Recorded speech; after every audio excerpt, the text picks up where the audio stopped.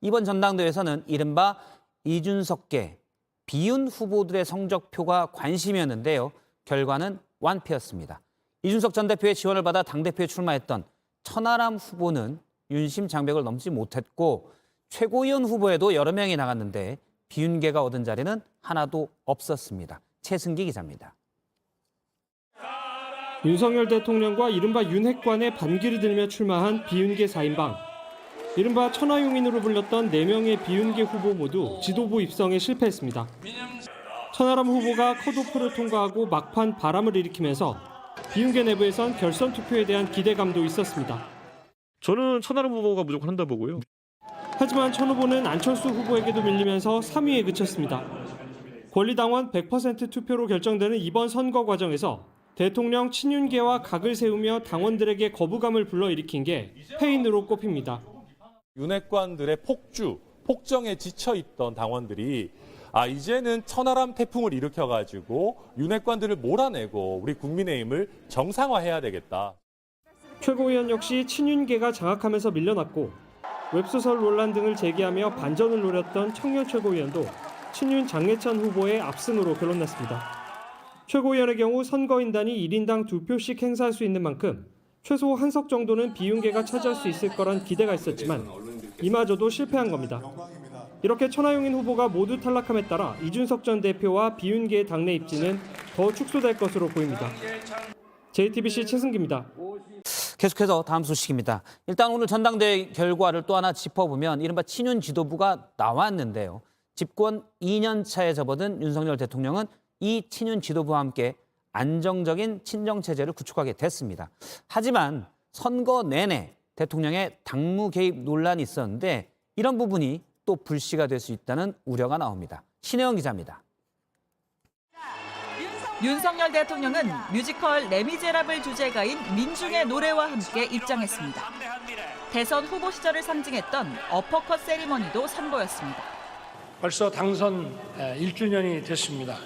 부패 세력을 내몰고 정상적인 나라로 재건하겠다는 일념 하나로 현직 대통령의 전당대회 참석은 7년 만입니다. 55.1%라는 역대급 투표율을 기록했지만 시작부터 끝까지 이른바 윤심 논란이 이어졌습니다. 100% 당원 투표 룰 개정은 유승민 전 의원을 겨냥했다는 해석이 나왔고 나경원 전 의원은 대통령실과 친윤계의 압박 속에 출마를 포기했습니다. 안철수 후보가 언급한 윤한연대라는 표현은 공개적으로 불쾌감을 드러내기도 했습니다. 대통령과 후보가 어떻게 동격이라고 지금 이야기를 하는 겁니까? 선거 막판은 대통령실 행정관이 단체 대화방에서 김기현 후보를 지원했다는 의혹이 불거져 공수처 고발까지 이어졌습니다. 윤 대통령은 오늘 축사에서 당의 화합을 강조했습니다. 나라의 위기 그리고 당의 위기를 정치적 기회로 악용하면 절대 안 됩니다. 하지만 친윤 일색 지도부가 꾸려진 만큼 당이 대통령실에 일방적으로 끌려다닐 수 있다는 당내 우려도 나옵니다. JTBC 신혜원입니다.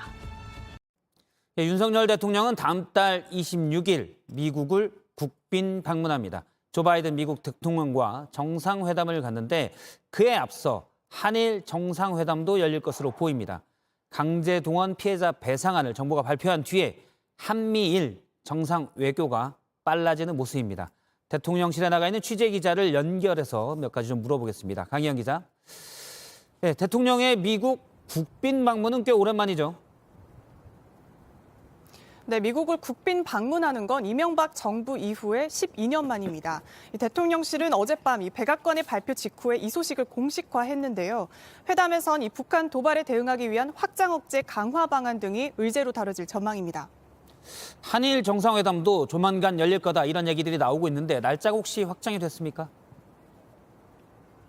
현재까지 일정이 확정된 건 이 한미 정상회담 하나입니다. 아직 날짜가 정해지진 않았지만 이번 달 중순엔 한일 정상회담이 열릴 가능성이 높습니다. 이어서 다음 달 한미 정상회담, 또 오는 5월엔 일본에서 열리는 G7 정상회의를 계기로 한미일 정상회담을 연이어서 갖고 한미일 삼각 공조를 공고히 하겠다는 구상입니다. 그런데요, 시기적으로 보면 강제동원 피해자 배상안을 정부가 발표한 뒤에 미국 국빈 방문 일정이 곧바로 확정이 되고 또 한일 정상회담도 얘기가 나오고 이렇게 지금 돌아가고 있어서 일각에서는 피해자 배상안 발표가 한일 관계 또 한미 회담 이 선결 조건 아니었냐 이런 얘기도 나오거든요. 네, 우선 대통령실은 이 국빈 방문은 미국 측이 지난해 연말부터 심도 깊게 고려해왔던 사안이라면서 그런 해석에 대해서는 선을 그었습니다. 다만 이 미국 측은 여러 루트로 한일 관계 개선의 필요성을 강조해온 것으로 전해지는데요. 이 대통령실 고위 관계자도 배상안 협상에 대해 미국이 도와줄 것 없냐는 식으로 상당한 관심을 보여왔다고 밝혔습니다. 이 때문에 우리 정부가 국빈 방문을 비롯한 이 외교 일정을 고려해서 이 미국 측의 관심 사안이었던 배상안 발표를 서두른 것 아니냐. 이런 분석도 나오고 있는 상황입니다. 예, 알겠습니다. 대통령실에서 강희연 기자였습니다. 국빈 방문이지만 환대만 받고 올 수는 없습니다. 반도체 지원법의 까다로운 조건들, 한국산 전기차 차별법 등 윤석열 대통령이 미국에서 풀어야 할 숙제가 많습니다. 계속해서 이지은 기자입니다.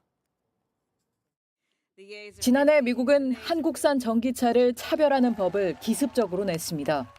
각종 세제 혜택을 받으려면 북미 지역에서만 생산해야 한다는 겁니다. 뒤늦게 우리 정부는 법 개정에 매달렸지만 미국은 우리 입장을 이해한다면서도 난색을 표시했습니다. 윤 대통령이 미국에 가기 전인 이달 말쯤 시행령이 한 번 더 나옵니다. 하지만 이번에도 차별적인 내용을 고치긴 어려울 거란 관측이 나옵니다. 미국은 여기에서 그치지 않습니다. This is infrastructure. We need to build the infrastructure of today. 반도체 공장 투자를 받으려면 사실상 기밀로 취급받는 제작 공정까지 공개하라고 요구했습니다.